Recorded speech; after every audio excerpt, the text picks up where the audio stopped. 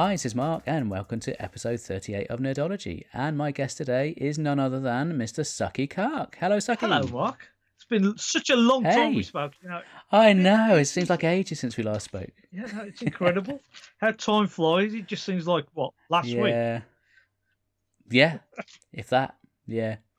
So you were a bit of a loose end, so we thought, oh, well, why not? We'll just, Well, yeah, this is it. have a bit of a laugh and have a chat. Well, I've got nothing else to do apart from watch telly, and I thought I'll put the feelers out if anybody out there wants to do a podcast. And I've got one person come back to me, and that's the wonderful Mark. Yeah. And then he cancelled, so you ended up having to. No, I've just called you wonderful. Don't do. Oh, all right. I'll take that. Good lad. So we today are going to be talking about the biopic called Stan and Ollie. Yes, fantastic. I'm looking forward to this. Okay. Now, before we actually make a start on the film itself, a little bit of background. We're of a similar age, similar vintage. I'm younger than you. Well, yeah. You've aged better. Yes. I'm not gonna argue with you. Yeah. I'm trying to be here. Now, growing up at the age we were, we're talking what? Late 80s. Late 70s, early 80s. Laura and Hardy were just all over the TV, weren't they? It just seemed like every day you come home from school and they'd be on the TV. It's like the rotation, weren't they? There was them, Harold Lloyd, sometimes it was Chaplin, Buster Keaton sometimes. But the 6 o'clock, BBC Two, they'd have a black and white silence or the Lauren Hardy comedies. And they were brilliant. You just come home when you see Stan and Ollie trying to push up a piano up a flight of stairs, and then the music box. That's and great. James Finlayson giving them that dirty evil eye that he had. You just so much nostalgia. Just sitting in front of the telly, and then in black and white. I had a black and white telly, so you didn't really care about the colour as well. No, it's just brilliant. I mean, did you used to watch it all the while, or just used to, before something else started? No, I make a point of watching it because I love them so much. The humour, I think it transcends time. Even now, my boy's 5, and we watched quite a few of them together, and he absolutely loves them. He falls about laughing. He loves it. It's all visual humour, so you don't have to worry about any of the dialogue, being of its time or anything. It's all visual slapstick humour, and. Well, they were one of the few sort of acts that came through the silent period and when it went to the talkies, because there were quite a few that went by the wayside, but they really came into their own, didn't they, when it came into the talkies? Yeah, I mean, but as I just said, their humour, they didn't rely on gags that had to be spoken. They they carried on the tradition of the visual gag, and because of that, people stuck with them. And that's why they were still popular all the way up to whenever they came off the telly these days.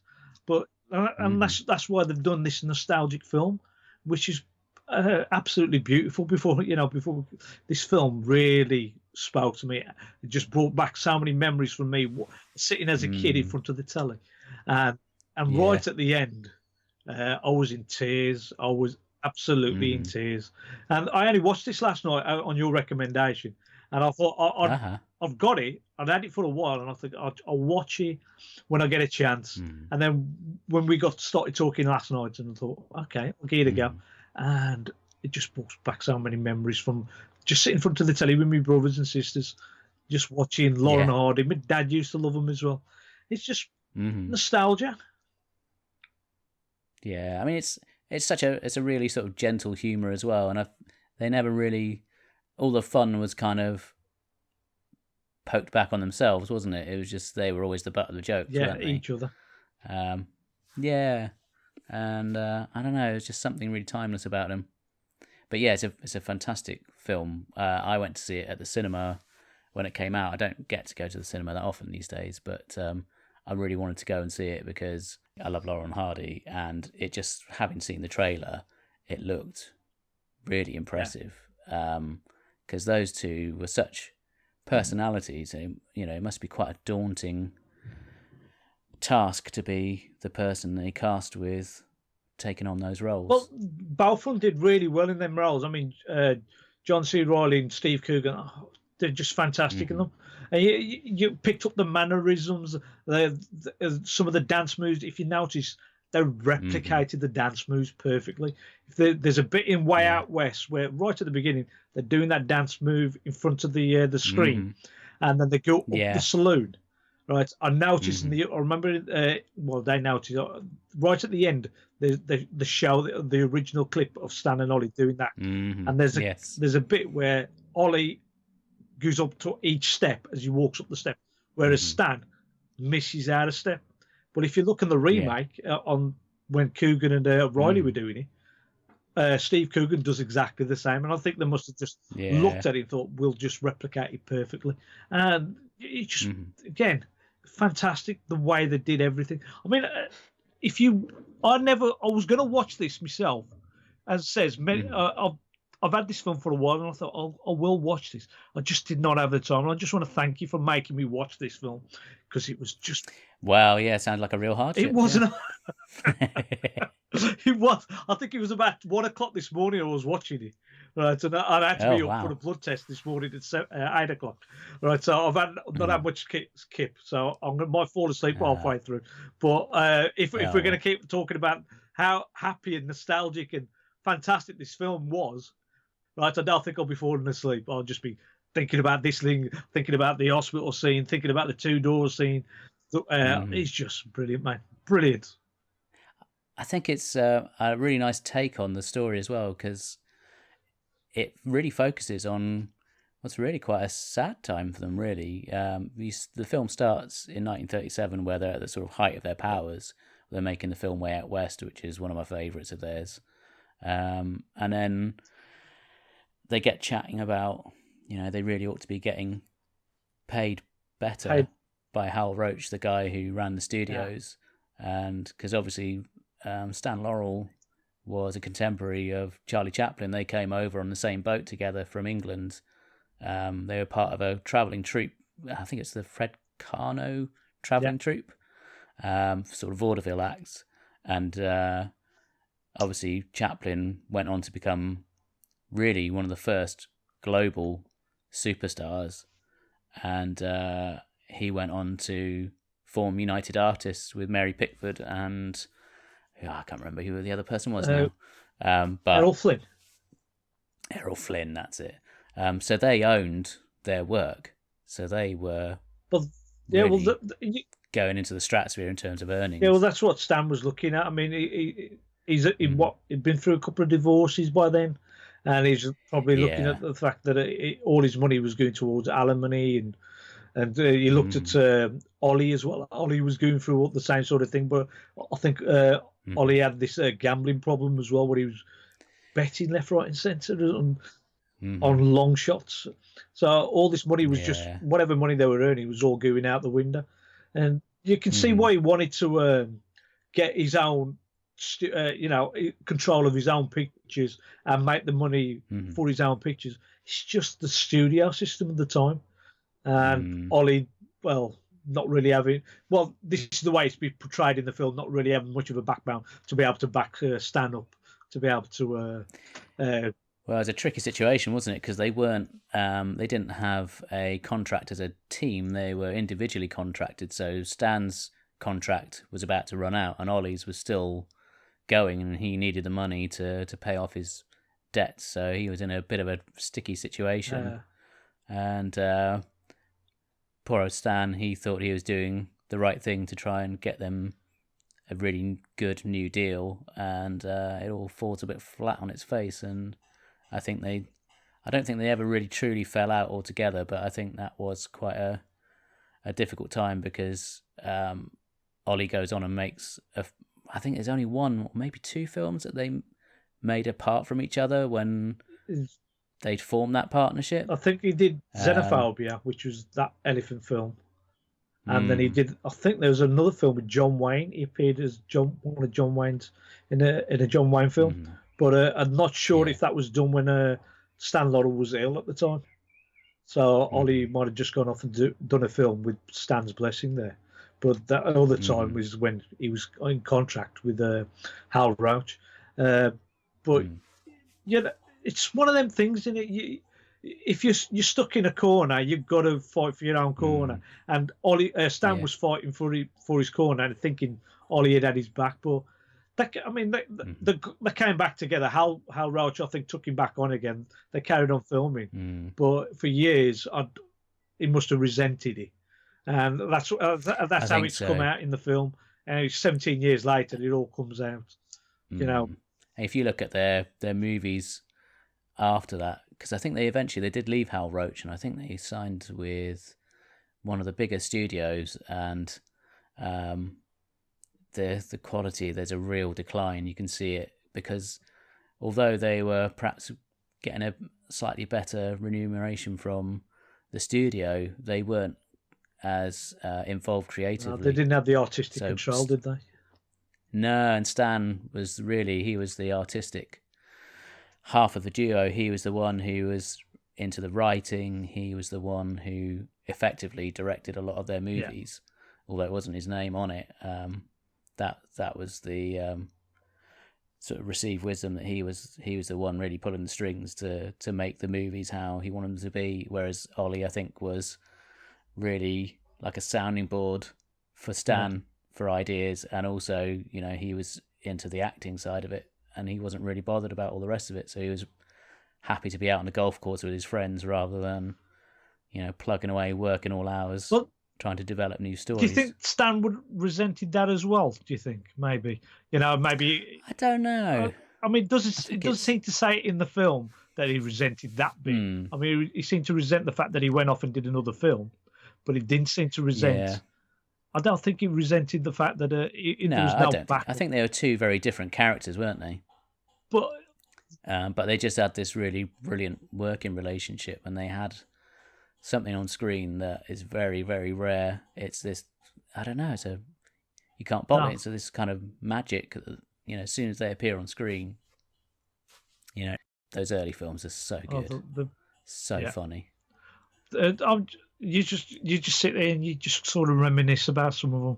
There's that one where they're in the he's trying to trying to what's the word for kidnapping people off the street to make them sailors.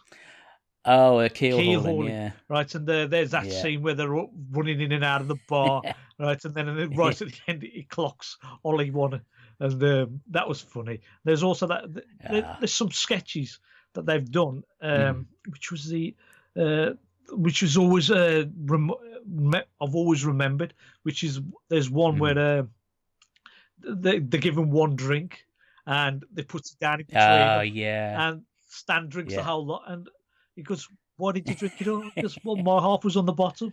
And it's just so funny, so simple, a simple little gag like that, and it's just brilliant.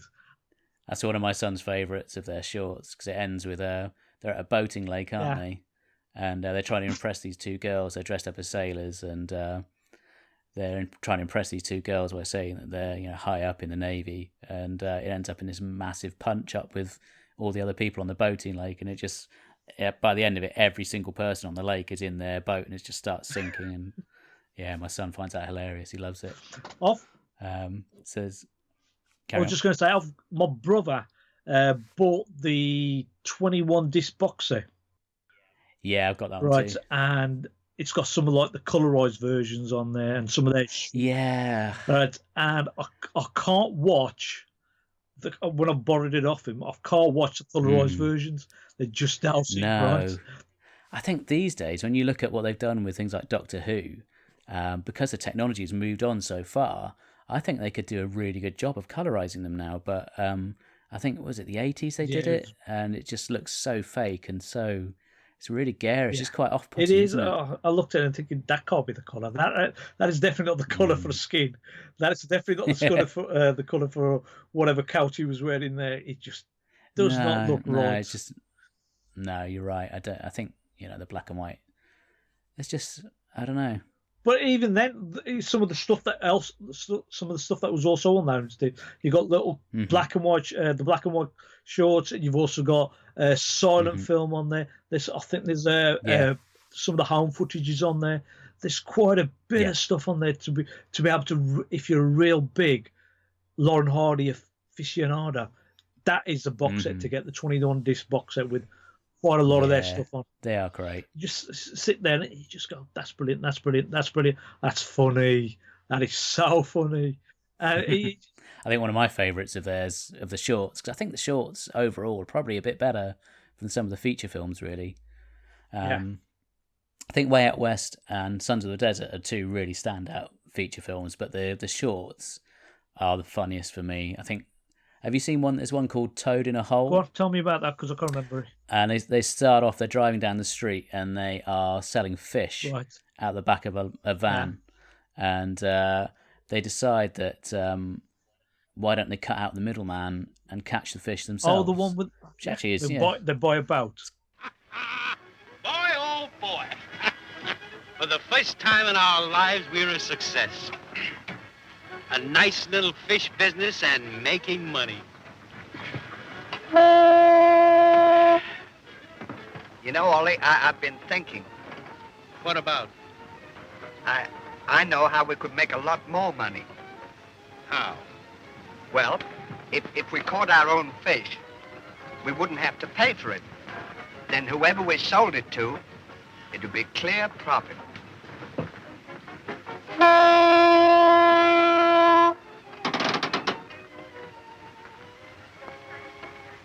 Tell me that again. Well, if you caught a fish, and whoever you sold it to, they wouldn't have to pay for it. Then the profits would go to the fish. If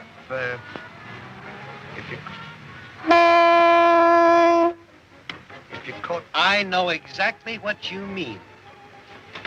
Your idea is to eliminate the middleman.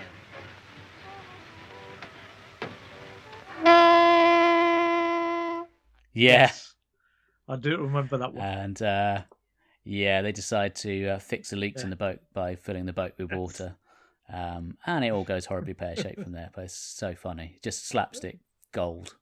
It is. Really you just sit. I'm just sitting here, just remembering some of the shorts. It's just brilliant. I mean, we should be discussing this film now. We ought to. So. We're now 16 years down the line from when they made Way Out West, and their fortunes really have plummeted a bit. I think a lot of people in the movie are quite surprised that they're still going. Not just in the movies. I mean, assume they've the people in the audience are still. You got that Scottish lady, who's playing Lauren Hardy. Who's playing Lauren Hardy? They're playing themselves. No. Yeah. When they walk in, I'll have 2 seats, front row, please. Yeah. So they agreed to do a stage tour of the UK, and I think Stan has really got the idea that he can use this as a springboard to get a movie that he's trying to make off the ground with Mr. Miffin. Yes. Great name. Yeah. I don't know if that's a real name or whether they made that person whoever he was doesn't appear in the film, though. No.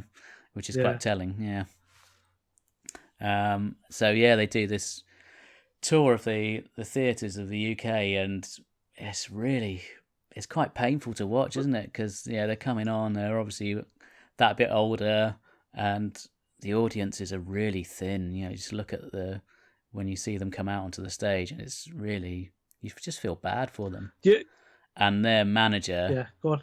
He's so greasy, isn't he? That guy. I'm trying to remember who. Rufus. Was it Rufus Sound? Rufus Jones. Rufus Jones. He's brilliant. He plays the agent, and he's smart. The way he played it, he really is. You can tell he's a bit of a dodgy, right? And he's there. Yeah, he's got them all booked into these really, really low, really down on the heel theatres and clubs and stuff. Yeah. And all the while he's trying to. Norman Wisdom is his main act. He's trying to pick up Norman Wisdom. I think. That is just the actor who played him, brilliant, the way he was sort of manipulated Stan and Ollie to do public appearances as well. You've got to do this, and because by the looks of it, he'd already booked some stuff up for them, but he had to persuade them to do it, and then he sort of made them feel guilty, made them feel this is the way it's got to be done. And the next thing you know, okay, well done, lad. I'll see you tomorrow. You're already booked into the Mayor show or something. Brilliant. The way he played it, Rufus Jones was fantastic in this. And then, of course, you got the wives who turn up. They come in partway through the tour, yes. Don't they? And again, great performances by them pair. They just seem to be bitchy towards each other, and they're just sniping at each other about their old, their previous jobs and stuff. But you can see that they both fully support their own husbands. Fully support them. Yeah. All Ollie's missus wants him to do is to give it up and just come back and live, a normal, safe life, not non-free hassle life, basically. Whereas Stan's wife knows Stan's a bit of a workaholic, and all she wants him to do is to get his picture deal, get committed on that, and go forward with that sort of goal in his life to know that what he's doing. And them pair, brilliant. And the way right towards the end, when they're doing this final performance, they're supporting their husbands, and at the same time they're supporting themselves, and you can tell that by the way they when a class stands right at the end, and you think, oh, great performance by them pair. What were their names? Shirley Henderson and Nina Wardia, not Wardia. Nina Wardia. So something.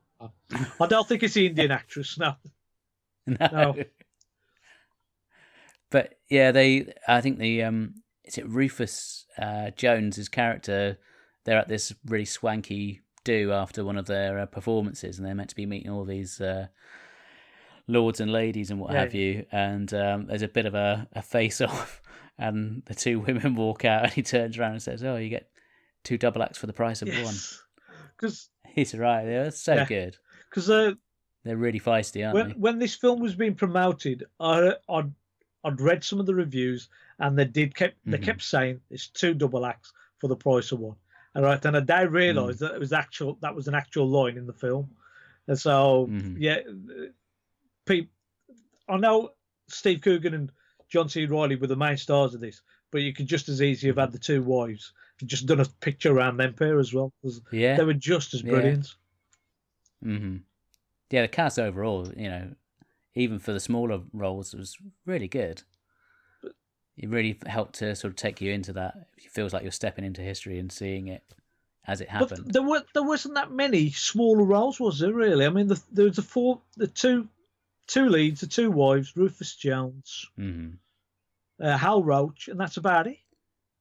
There was. I like the little cameo for the guy playing James Finlayson when they're walking onto the set. They did have little cameos from some of the other actors. I mean, there was the Harry Langdon one as well. I mean, it didn't really have much to say or anything, but again, it's just they tried to get it as authentic as they possibly could. I mean, when I did some research after I watched the film last night, and they filmed the film. This was filmed like just down the road from where I live in Dudley.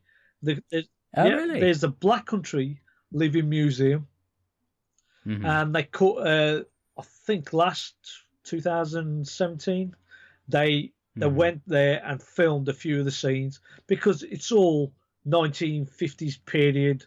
Well, even longer than that at this place. And you can turn up and you can walk around and you can see the shops as they were in the 50s. You can see the shops how they were in the 20s and 30s as well.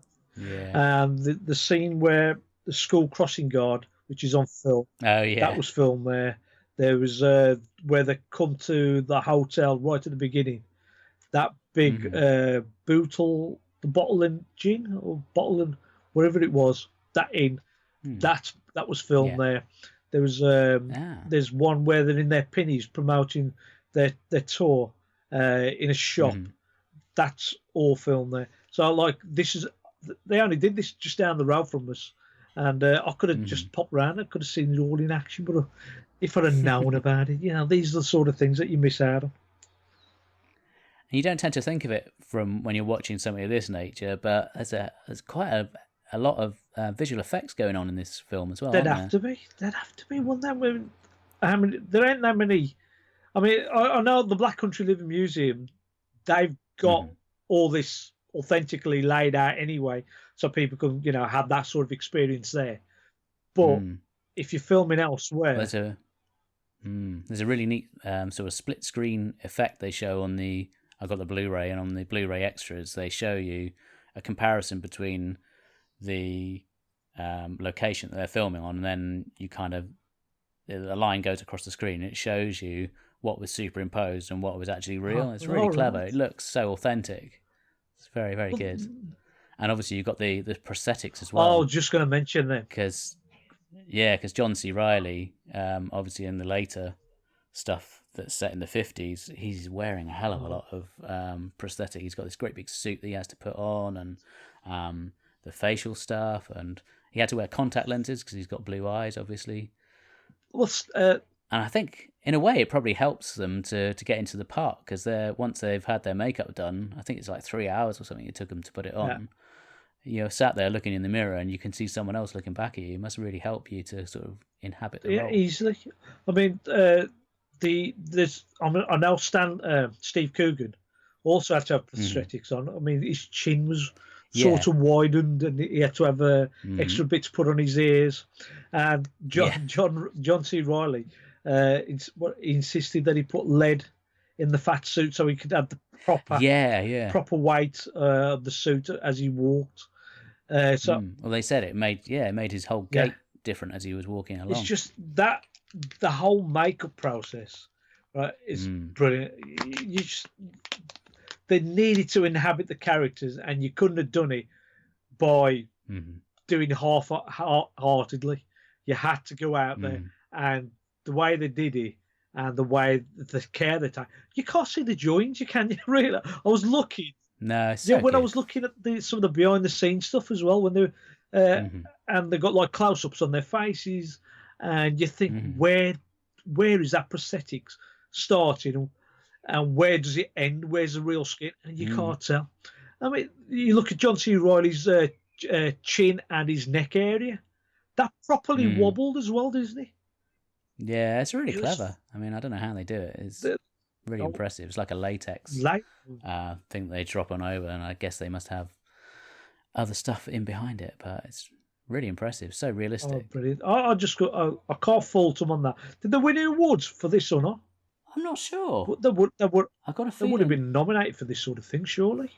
We'll have to. I know John C. Reilly won an award for his portrayal of Oliver Hardy, but for an acting. But I don't know if they were ever nominated for anything else. Like they should have done. I mean, it was beautifully realised piece. This was. He just sat there. Yeah, it really was. I mean, there's also that bit right at the beginning. You got that the scene where they're walking from where they're sitting on their chairs all the way through to when they start the scene on Way Out West. Right? Yeah. And that's like it's supposed to be one long tracking shot, and it's about 4 minutes, maybe even longer than that. Yeah, but it's like Laurel and Hardy do the West Wing, isn't it? And it was split into 3 bits. It's indoor, then outdoor, then indoor again, and that was another.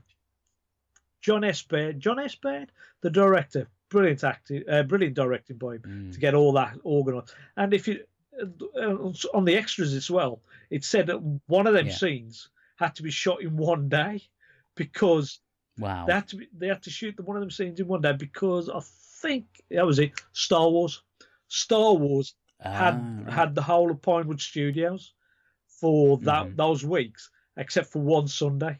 And so for that one Sunday, they had to get that scene sorted where they had the tracking shot had to be sorted in that one scene. And they did it. They needed clear, bright skies to be able to film it. And on the Saturday before, it was raining. On the Monday after, it was raining. But luckily, on the Sunday when they recorded, bright skies. So they got that shot in to make it look like Los Angeles. Fantastically lucky. They were. And obviously, as the film plays out, they start to gain a bit of momentum with having done all these extra bits of additional stuff they've been given by their manager to do with the promotion. It really starts to take off, and by the time they make it down to London, they're actually packing out decent sized theatres now instead of these tiny little places that they were going to in the north. Well, them promotion. Have you seen them promotional bits that they had to do? The actual footage. I've seen one or two. Yeah, they've recreated some of them stuff because they've got footage of it, proper cinema footage. So and they've recreated it. The beauty pageant one, that I know exists. I think the little skit of the wires coming out of the car, that exists. I'm pretty sure there's another one as well. I think the crossing guard one, I think all that exists as well. When they were, So all these have been recreated using Coogan and Riley. So again, authenticity. They've gone out to make sure it's bang on perfect. Oh, you can tell that everyone involved was obviously a huge fan, and they wanted to really do it justice. They've done it justice. I mean, look how impressed we both are in this. I mean, the other bit where they've recreated everything is like the two actors perform the sketches when they're on the shows. You got like the two-door sketch where they're both coming in. That's so funny. Coming out of the doors, and the hospital routine where he's got his foot in the in a cast. From County Hospital. That's another great one. Thank you. You're welcome.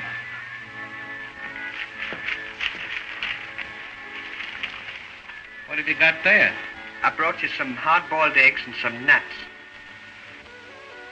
Now, you know I can't eat hard-boiled eggs and nuts. If you wanted to bring me something, why didn't you bring me a box of candy? Well, they cost too much. Well, what has that got to do with it? You didn't pay me for the last box I brought you. Have one? No, I'd rather not. Hard-boiled eggs and nuts. They got the Way Out West dance. I think they performed that twice during the whole film. Once at the beginning, once right at the end.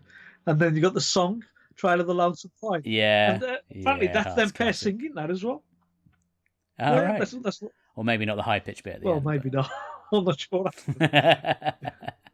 No, I was just going to say the detail that they've given to make sure this was filmed and that people that would watch it, the Stan and Ollie fans, Lon Hardy fans out there, would be going, yes, that is the way they would have done it. The way Steve Coogan is rolling the egg on the table, and then the way he keeps looking at Ollie, John Riley in bed, that's the way Stan Laurel would have done it. Stan Laurel did do it, I should say. So you can see they've done their research on it. They've done. I'm so impressed with this film. I am so impressed with this film. I think they said a few times in some of the interviews that I watched, they kind of saw it as it was like a love story between two guys who just happened to be Laurel and Hardy. Yeah. And it's this kind of look at their relationship over the years, and they're very close friends, but they had their ups and downs. But come the end, they were still friends, and it's very sad.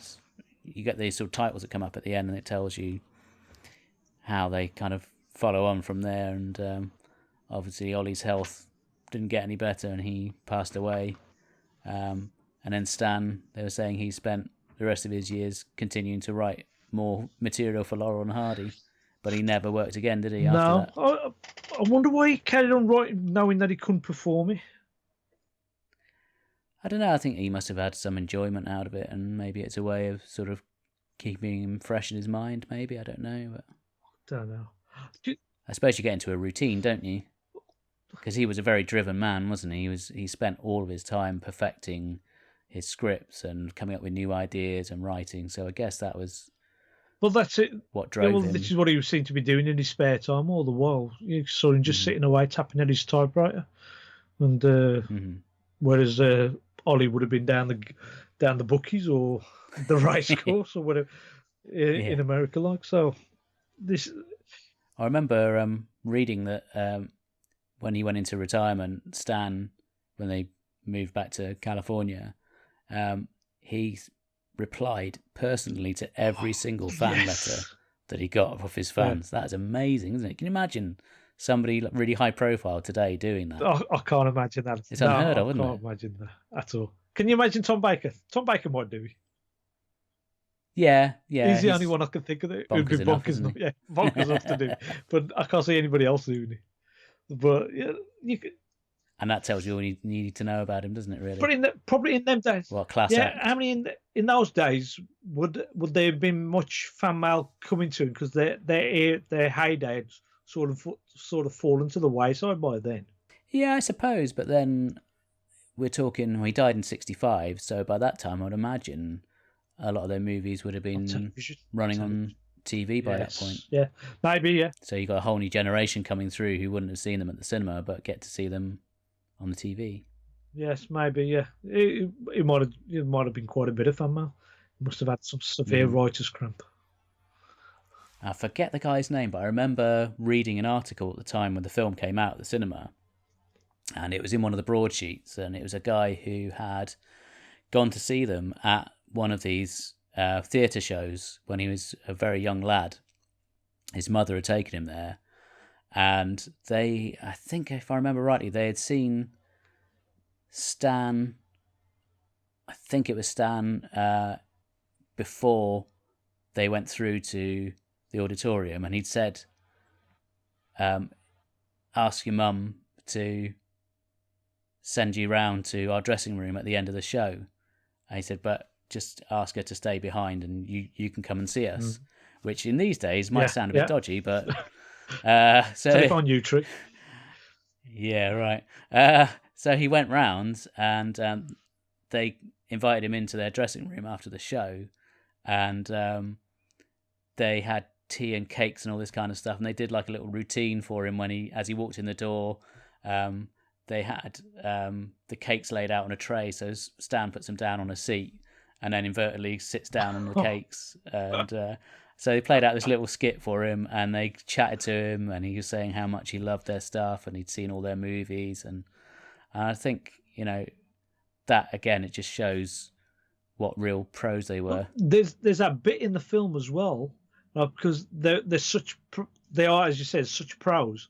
There's a bit in the film where Ollie's just put that bet on and lost, and he's lost his temper and found the paper. Oh, yeah. And then he looks around and sees these young girls are right, and of course he goes full into Oliver Hardy movie persona, and then of course starts waving to the kids and fiddling with his tie and walks away.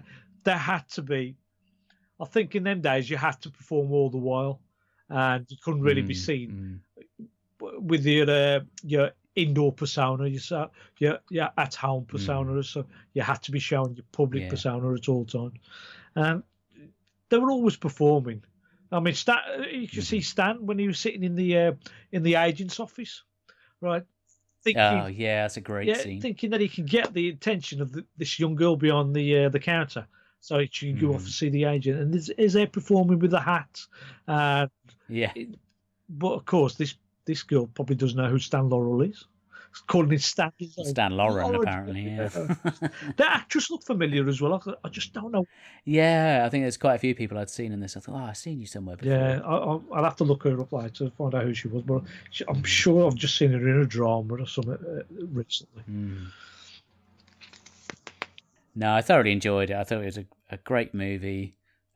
Even if you're not like a diehard Laurel and Hardy fan, I think you could take a lot from it. I think it's a very enjoyable film, and it does give you a little insight into what their life was like, and might encourage a few people to look out their movies because they're so good. Oh, if the BBC were repeating these shows on BBC Two at 6 o'clock like they used to do in our day, right, they'd be getting huge ratings. I think. Well, I think that box set you mentioned earlier, I think you picked that up for not that much money now. It was incredibly expensive when it first came out, but I think our kid picked it up for quite a bit when it first came out. But it's been a while. I haven't really looked for it. I don't really need to look for it. I'll just get around to his place to watch it. Not everyone lives in the Wolverhampton area, though, Suky. Well, there's always an open invite for you, Mark. Oh, thank you. That's really no worries. Bring your own bed, though. Here we go. Now, how much there? Oh, what? So you can get the 21 disc box set from Amazon, obviously because they're not paying any tax, for £22.50. Band. £22.50. Just over £1 a disc. That's barely a quid a disc, and it is solid gold. Every single disc has at least one really amazing movie on it. I think you owe it to yourself to buy it, Suky. Frankly, leave your poor brother alone and no. give him a break. I don't have to buy it. I say he only lives down the road. I'm not going to buy £22 and just when I can just walk down to his place, say I'm borrowing this and walk off with it. Yeah, this is what family's there for. You take their things. This is it. I'm not buying it. I've got other stuff that's pretty sure I've got a couple of other Stan Laurel which weren't included in their films but I'd have to have a look for them. But there's a lot of their material is on there. Some of their later stuff might not be on there. It's all the best stuff, really. It's while they were still with Hal Roach.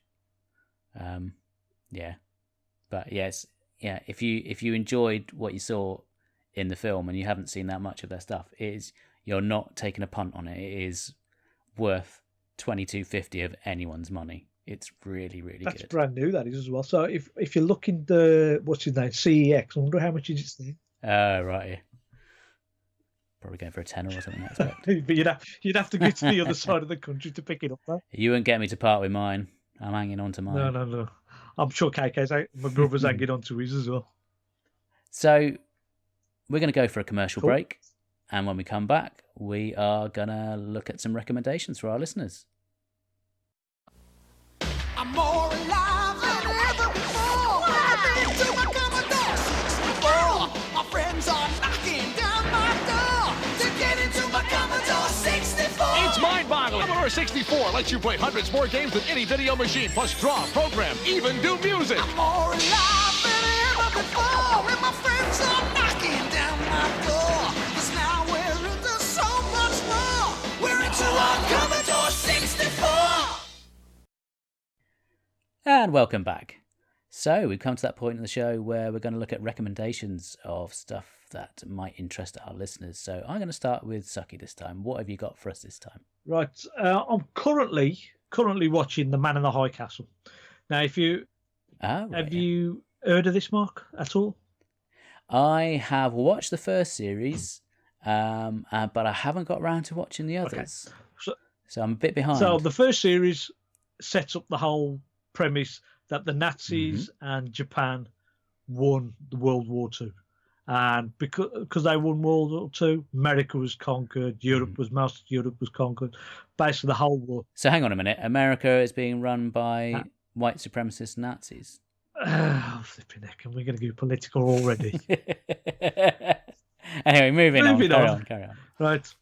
So the whole country is now, one half of the America is run by the Nazis, one half is run by Japan. There's a sort of in-between area where the outlaws and people that have run away from both sides of the country sort of live. And it's a really good dystopia where the people are trying to live under a Nazi regime, a Japanese rule. It's brilliantly done. The sci-fi element in this is that there's somebody called the Man in the High Castle that is providing films which seem to show an alternative end to World War II, to what's happened in this universe. Where on the films, it seems to show that the Allied forces won World War II. Nazi Germany was all but destroyed. Japan surrendered after the two atomic bombs were dropped on them. Atomic bombs, and so that's what seems to happen in the first season, and then second season builds on that. The third season builds even more on it, in that now it's explained that there's a way to cross over from one universe to another. I won't say too much more because there is a lot more going on. No. I'm currently watching the... Wasn't this based on Philip K. Dick? Philip K. Dick, right? Yes. Yeah. Are you a fan of Dick? You're I'm not. What? Mark, You are you like a bit being of Dick. naughty? Yes. Are you being naughty, Mark? No, not at all. Not at all. Philip K. Dick. He's a very good sci-fi writer. Okay, right. I've not read any Philip K. Dick novels or No. stories. But you are a fan of Dicks, aren't you? You can't get enough of Dicks. I am a fan of Terence Dicks, Uncle Terence. Yeah. You know, I'm blushing right here, you fool. Yeah, no, I just can't believe you're making me go red in the face. I'm sorry. You I'm sorry. nasty piece of work, you. Right, I'm going to go back. Go on, yeah. So you were in mid-flow and I cut you off there by being very crude. Right. And so I'm currently watching the third season of that. The final season has been greenlit and I think it's been released next year. Okay. And that'll be the end of the story. I'm also recommending something else called Sneaky Pete, which is another Amazon Prime show. And it's about a con artist who takes on the persona of his jailmate just so that he can get away from a mafia boss that's after him. So he goes to live with the family of this chap that he spent all for the last few years in jail with. And now this friend of his from jail has never met his family. That's why they don't know who he is. Con artist is. Okay. So he manages to persuade them that he's their cousin, long lost cousin, and he starts. He's hoping to be able to con them out of some money so he can get even further away from the gangster. But in the process, he starts falling in love with the whole family. He likes the mother, he likes the father. He's he likes the cousin, the sister cousin that he's got. He's looking after the niece that is looking up at him because I think she sort of guessed that he's not the real thing. And it's just slowly builds. Second season, the gangster element sort of went away, but then somebody else found out. Somebody else came after this family, and of course he then stays. This third season, I'm about to start watching. I'm hoping it'll sort of keep up the same standard that the first 2 years are. It sounds really good. It's Gianfranco. I can't remember his surname now. Zola? No, it ain't him. It ain't the footballer. No. Giancarlo Espinal. He's a chap that played Phoebe's brother in Friends. See, I think I'm the only person in the world who didn't really watch Friends. Yeah, okay. No. All right, okay. I prefer Coupling. I thought that was much better. I never saw Coupling. By Stephen Moffat. I've never seen it. That's brilliant. I've got it. Right. I've got it. You're coming back on again. We're going to do Coupling because that is such a good series. Got it somewhere. I'm sure I've got it somewhere. But I will maybe. Actually, is it on BBC iPlayer? I'm not sure. It was a BBC production. Yeah, it was BBC show. I'm not sure if it's on iPlayer. Yeah, I have to look that up. If it's on BBC iPlayer, I find that much funnier than Friends. I'll be able to have a good butchers at that. Right. Yeah. Okay. So. Definitely worth a look. All right. Okay. I'll have a butchers. I'll have a look. Right. What do you recommend then, mate? Well, mine. I've only got one this time round, but yet again, it's another Amazon Prime. So if you don't have Prime, you might as well have just turned off like 10 minutes ago. It is Good Omens. I thought it was going to be, yeah. Which is based on the book by Terry Pratchett and Neil Gaiman. My wife is a huge Terry Pratchett fan. I really like Neil Gaiman, so it's just the perfect combination. Yeah. The book came out in the 90s, and I seem to be seeing mixed things. I think majority of people I've seen commenting on it seem to really enjoy it, but I have seen one or two people saying, "Oh, it's not for me." Now, I don't have quite such a big connection to the original book, right? So maybe I'm sort of coming into it a bit more fresh. But I'm halfway through now. There's 6 episodes in total, so I've made it through the first 3, and they are fantastic. It's if you're trying to get a bit of a handle on it, there are definite elements of Douglas Adams in there, I would say, if you like Douglas Adams. And it's just so brilliantly written and performed as well. The cast is amazing. I mean, the 2 main leads are Michael Sheen and David Tennant, and they do a great job, I think. Have you watched any, Suky? No, I've got that as a back burner. I've got a lot of shows that I'm watching that I've got to finish off from the American TV series. Once they've all finished, I'll start picking off the stuff that's on Netflix and Amazon Prime and a couple of other stuff. Right, okay, so that's your homework then. So you're going to watch Good Omens and Coupling, and then you'll come back in a bit and we'll talk about that. This is very short notice again. I mean, it's only last night that we decided to do Stan and Ollie. Yeah, you'd never have thought you like to put people under pressure, don't you? Well, I know. I just think they're both really, really good, and I think you'd enjoy them a lot. Well, I've got on the side of my bed. There's a wad of Teddy Pratchett novels, and I picked these all up cheap many months ago, and I'm slowly going through. And I'm not sure. I don't think Good Omens was one of them, but I will. No. I mean, is Good Omens set in the Discworld universe, or is it a separate sort of entity? No, this is separate as far as I'm aware, because I never really got into Discworld. I think Terry Pratchett was a really interesting writer, but maybe it's because my attention span is so terrible and I don't really get on with written books. I've tried audiobooks and I've tried one or two of his, and it's not really gelled for me. And some of the TV adaptations in the past, Sky did terrible. A couple of the Discworld ones, and I didn't really think much of those. They miscast David Jason in that. He shouldn't have been the wizard. Well, it was Rincewind the Wizard, and he shouldn't have been him. He should have been a much younger sort of actor, a bit more agile, and a bit more... Well, on the plus side with Good Omens, obviously, unfortunately, Sir Terry Pratchett is no longer with us, but Neil Gaiman, I think, was quite heavily involved in the making of this. So I think that helps a great deal when you've got one of the original writers involved in bringing it to screen. He's a showrunner, isn't he? And I think so, yeah. He's certainly one of the producers on it. So, I would certainly recommend that. It's a lot of fun. It's very funny. It's another apocalypse. You were talking before about Man in the High Castle. Yeah. It's another sort of apocalyptic thing where Michael Sheen and David Tennant are... Well, Michael Sheen is the angel Aziraphale, and David Tennant is a demon called Crowley. And they've both been knocking around since the very beginning.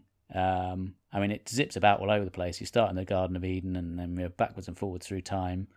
And they obviously are meant to act against each other. So Michael Sheen's character is meant to make people try and influence them to be good. David Tennant's character is trying to influence people to be bad.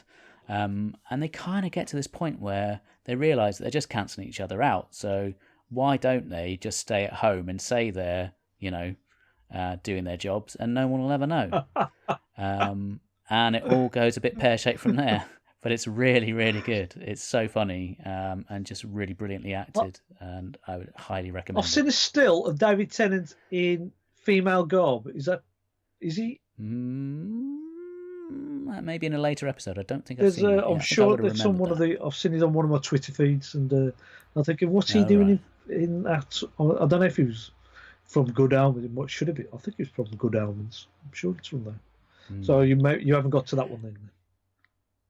Not yet. No, I think I would remember that. Because one of the first things I saw Peter Capaldi in was... do you remember? Did you ever watch the Prime Suspect series with Helen Mirren? No. Well, if don't you go tell back me you're going to recommend them as well. Please don't.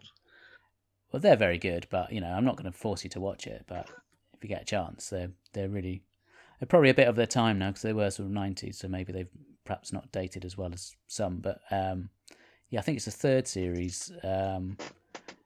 Peter Capaldi plays a drag queen. Yeah, doesn't David Tennant play a female character in something else as well? I've seen him as a female character in a drag like. I can't remember. It's not something. And we're going to go through the whole of the Doctor to see which one dragged up. Well, John Pertwee was, and Patrick Troughton actually. Oh yeah, of course. In one of his early ones, he dresses up as a woman, doesn't he? Yeah, they're all at it. It's one of these things that is. It's like a rite of passage in it. You've got to drag up. That latest Doctor, I've seen them wearing loads of women's clothes. Oh, very funny. Well done, lad. There he goes, yeah. It took me a while getting there, but I got it. Yeah, well done. I just realised I've got Prime Suspect here as well. Oh, well, there you go. So you got all this stuff and you haven't watched it. I ain't got time, mate. Unbelievable. We're too busy doing podcasts.